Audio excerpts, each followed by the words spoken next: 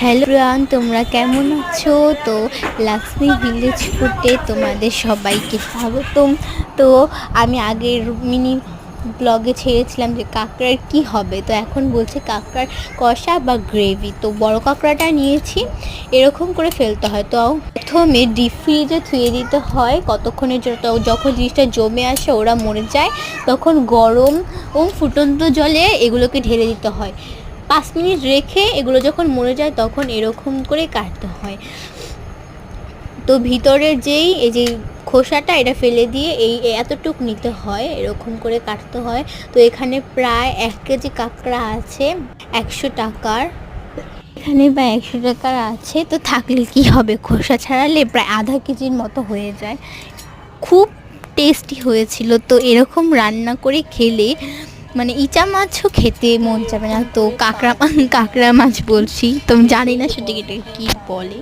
তো এতগুলো খোসাই হয়েছিল ওগুলোর থেকে, খেতে কিন্তু খুবই মজা। যারা খায়নি তারা আমরা ধুয়ে এরকম করে নিই। তো এখানে লবণ, হলুদ এবং শুকনো মরিচের গুঁড়ো দিয়ে আমরা এটাকে ভেজে নেব।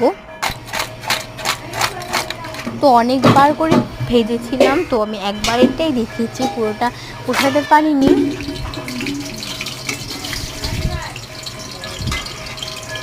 তো এরকম নিত্য নতুন রেসিপি পেতে চান তাকে অবশ্যই সাবস্ক্রাইব, লাইক করে পাশে থাকবেন। তো লাল লাল করে ভাজতে হবে, মানে গ্রামটা যে উঠেছিল বলার মতো, এত টেস্টি হয়েছে। তো সবগুলো আমাদের ভাজা শেষ। তো এবার এই কড়াতেই দিয়ে দেব সাদা তেল বা সয়াবিন তেল। তো এখানে নিয়ে পেঁয়াজ বাটা, আদা রসুন বাটা, কাঁচামরিচ, তো দিয়ে দিচ্ছি তেজপাতা, জিরা। এবার ভালো করে এগুলো যখন একটু কড়াইটা একটু এসে পড়বে তখন আমি এগুলো দিয়ে দেবো। সম্ভব এসে পড়েছে, এবার এগুলো দিয়ে যখন কাঁচা গন্ধটা চলে যাবে দিয়ে দেবো লবণ।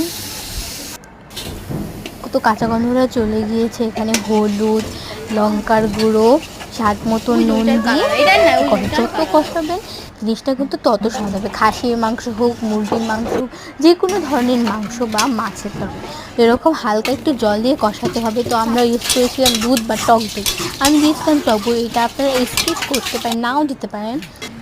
তো দিয়ে দিয়েছিলাম ভিনিগার, লেবু পাতাও দিয়েছিলাম। তো ভিনিগার, লেবু পাতা এগুলো আপনারা স্কিপ করতে পারেন। তো এবারে এখানে ভালো করে কষিয়ে দিয়ে দেবো জল। জলটা দিয়ে দেবো